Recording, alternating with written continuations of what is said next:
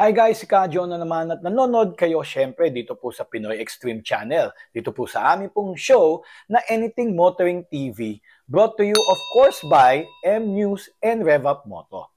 O guys, para po sa ating pong balita ngayon, hot na hot pa. Alam nyo ba na lumabas na ang 2025 Yamaha NMAX 155 Tech Max?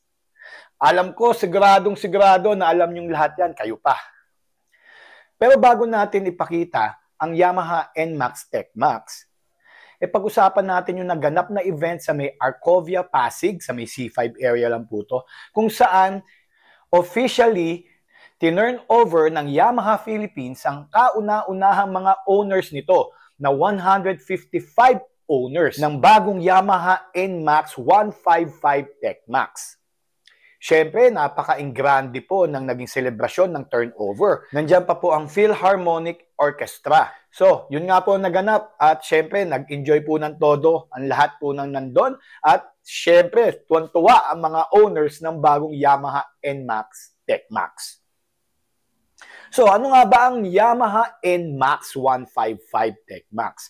Actually, nagsimula po ang Yamaha NMAX dito po sa ating bansa noong 2016. I believe, tama 2016 kasi nagamit po namin to sa isa pong ride na organized by Yamaha going to Sagada, no?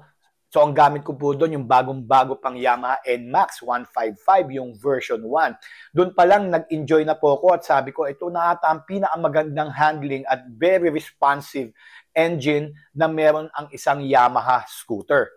Napakabilis na, napaka-komportable pa, at napakatipid pa sa gasolina. Okay, so ito, nagkaroon pa ng version 2. Yung version 2, nagkaroon lang po ng facelift, pero halos pareho lang po ng itsura, pero may pagkakaiba po sa kanya rin technology. For example, meron na pong Y-Connect, at syempre, yung iba-iba pang mga features na wala ang version 1. At nagkaroon din po ng version 2.0 ang version 2. At ngayon, syempre, nandito na ang Yamaha NMAX 155 Tech Max. Ito po ay may rider control and premium riding experience. Sa itsura pa lang, mukhang yun nga ang makukuha mo. A really, truly great riding experience. Powered pa rin ng 155cc VVA core engine na may Yamaha Electric CVT or YECVT for seamless speed transitions. Meron po siyang 2 riding modes. Ito po ang sports na may dynamic acceleration at syempre nandito ang touring na may optimized response for long journeys. Syempre pag sinabi nating sports mode, ito yung walwal mode, no? So, mas medyo may kalakasan to sa gasolina compared sa touring mode, syempre.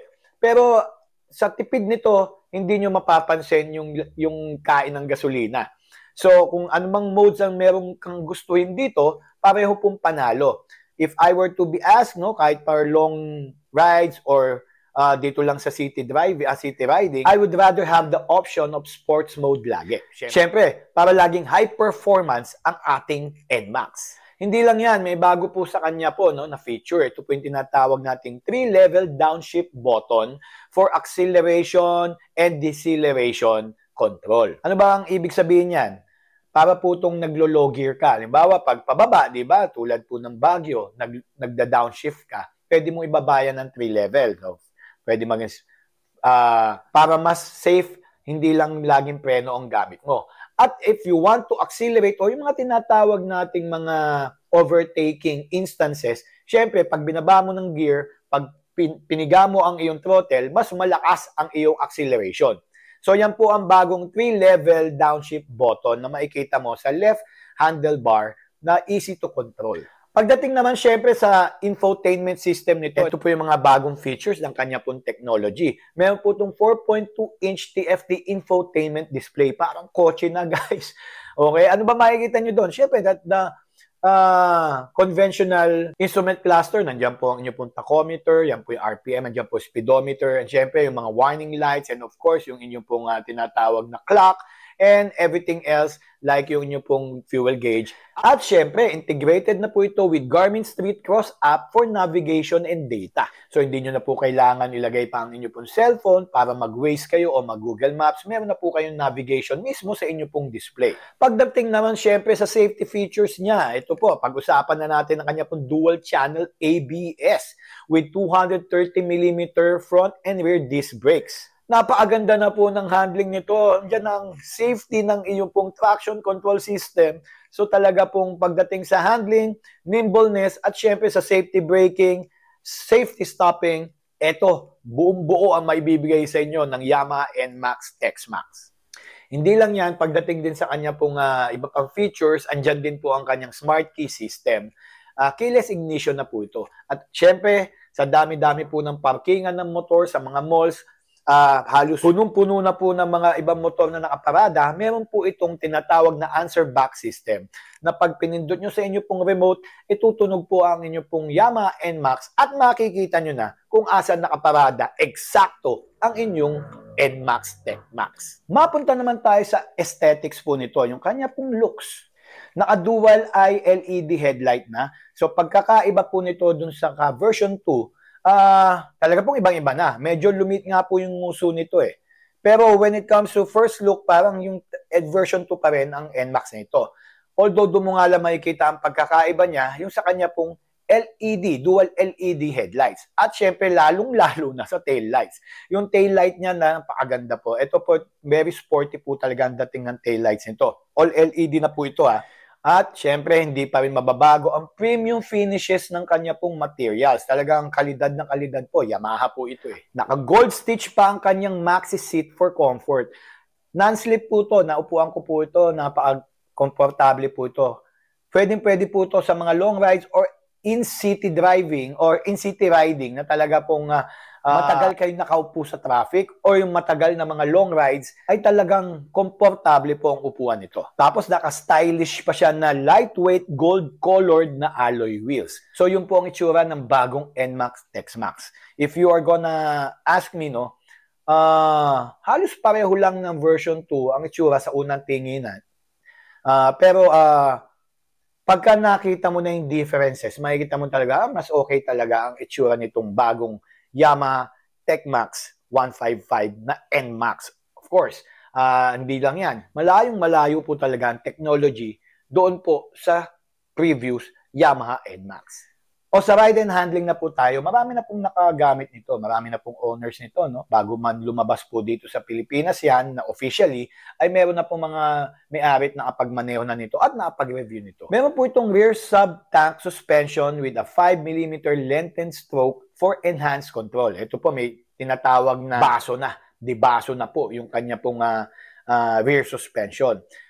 If I recall, yung mga previous NMAX naman, version 1, version 2, maganda naman po yung mga suspension nito, Mas lalo na po ngayon, mas in-enhance na po nila. So, mas maganda po ang stability nito when it comes to corners o yung mga speed bumps. Okay na okay po to kahit may angkas pa po kayo. At malaki rin po at lagi pong meron po maaasahan pagdating sa 25-liter underseat compartment. Marami na po kayo mailalagay dyan.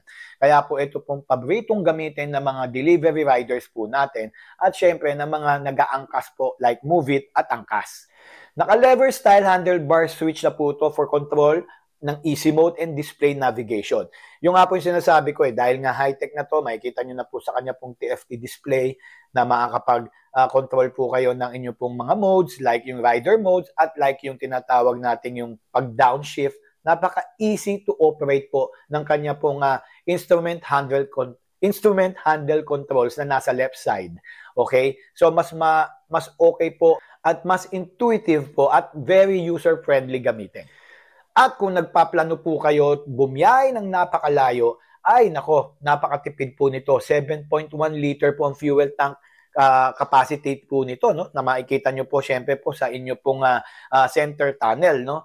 So no more opening your underseat compartment para lang makapagpagas. Yan naman po talaga mga NMAX. Napaka-easy to fill in gasoline at napakalaki ng tangke. At hindi lang yan, syempre napakatipid. So pwedeng pang araw-araw talaga na pwede rin pang malayo ang biyahe.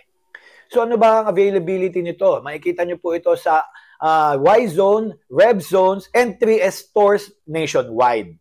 Available pong kulay nito is yung tinatawag nating dark magma and black. Simple, black. Di ba? Maganda. At ang kanya pong price is, suggested po ito is 175,900 pesos. Medyo tumataas na po presyo ng ating po mga 155cc's. Pero alam naman natin, sometimes price is not a problem when it comes to you wanting something. And really, this motorcycle is, this scooter is something that you will really like. Apaganda po talaga ng Yamaha NMAX TechMax 155. So, yun po guys. So, if you want to see it in person, ako, kalat na po yan sa ating po mga dealers. At syempre, kung gusto nyo rin po maakbili nito, meron naman po tayong available financing terms. At syempre, marami rin pong cash na mabibili nito. So, puntahan nyo lang po ang mga dealers nyo. Alright, very good Yamaha. Thanks very much sa bago pong Yamaha NMAX 155 TechMax. Sigurado na naman ito ay dudumugin ng ating pong mga local riding community. Okay.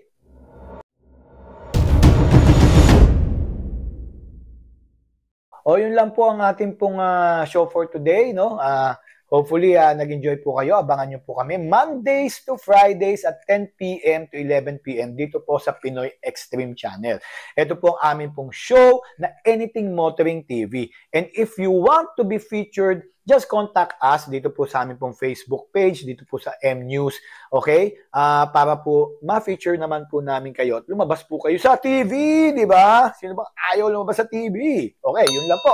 Ako po ulit si Kadyo and with my partner sa Rev Up Moto, nandiyan po si Ann Dating at syempre ang aking friend na si RL Cruiser. Ako po si Kadyo saying, see you guys next time dito po sa Anything Motoring TV. Yeah, boy!